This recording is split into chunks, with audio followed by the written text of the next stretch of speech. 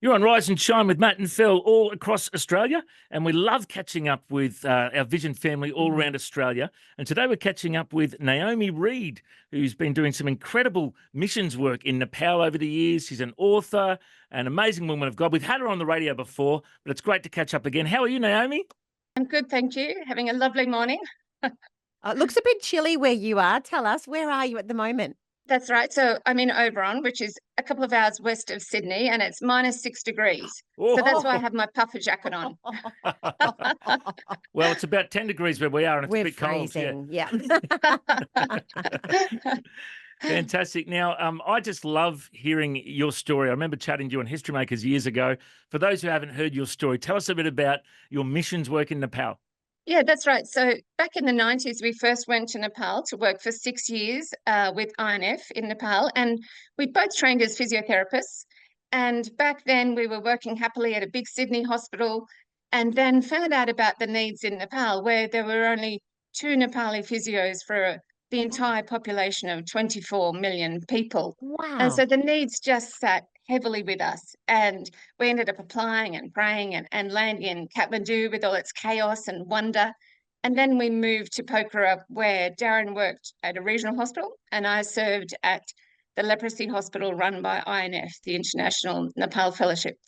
And it was just a privilege those years. It's hard to describe. I think back then, of course, there was a great stigma attached to leprosy. So our mobile health clinics would go out into the villages and find patients with leprosy hidden away in caves. They'd been cast out of their villages. They were eating whatever they could find in the forest.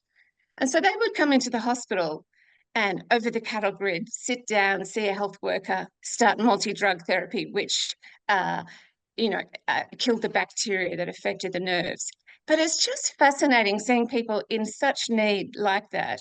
Because after a while, what was interesting was that they said, nobody has ever touched me until now. Nobody has spoken to me by name, treated me like a person.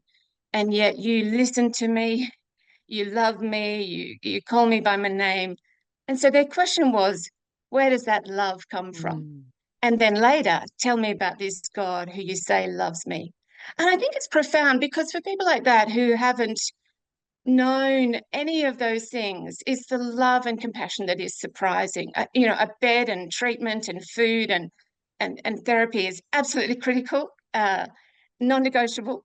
And yet it's the love and compassion that meets the deeper needs of our souls. And I think, of course, that speaks to all of us as humans, wherever we are in the world, whether we're, sitting in a comfortable radio station or working in a city, in Australia or living in the Himalayas and working in a leprosy hospital. We're actually all the same. And our deepest needs are, in fact, to know God himself is the giver of the gifts. So those years were very profound for me. I think because mainly it's being with people who were so condemned and seeing the gospel through their eyes helped me to see it again in a fresh way for myself.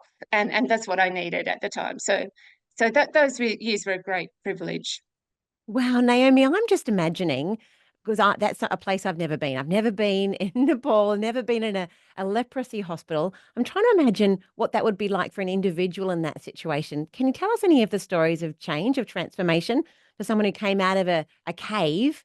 Where did they end up after the treatment and after hearing the gospel? That's right. So a lot of them over those years came to faith in Jesus for the first time. And interestingly, right next to the hospital run by INF, they sort of a little fellowship and then a church grew up of its own accord out of the small core group of ex-leprosy sufferers. And now that church, we've been associated with that for 30 years. And it's been lovely to see that grow. There's now 1,000 people, all sorts of people from all sorts of different castes in Nepal come along and are welcome and join in worship. And that itself is a witness because, and of course in Hindu Nepal, where this caste system is still present, and there's still often quite rules, particularly about high caste people, about not associating with lower castes. For example, someone told me not so long ago that they had been brought up as a Brahmin, highest caste, and they walked into that church and they listened to the speaking and they listened to the songs, and then it was time for communion. And they saw a high caste person sitting next to a person with leprosy and passing the cup to the one with leprosy. And they said, I want to know about a God who can do that. Oh, Who can wow. cause the Brahmin to share the cup with the one with leprosy. And I Wow. think that is profound as well. So, so the church grew up next door to the hospital and is still thriving today. And what I love most is INF's vision. One of their part of their vision statement is the words from Jesus in John 10. I've come that they might have life and have it to the full. Yeah. And sometimes we reread those words in the West where life is very comfortable and we think of all the fullness of things that might constitute our life. And yet Jesus, when he spoke about life to the full, he didn't give a great, big, long theoretical description. He just gave this word picture about sheep. You know, he's the gate for the sheep. He's the good shepherd. It's like the sheep are known and loved and called by name, and they're safe and they're protected. And really, I think wherever we are in the world, that's our calling, isn't it? We not only it's the truth for ourselves, but as followers of Jesus, to be people of love and compassion. And that's the way that God works so often, isn't it? In that through that he points to himself and a relationship with Jesus. So yes, amazing times.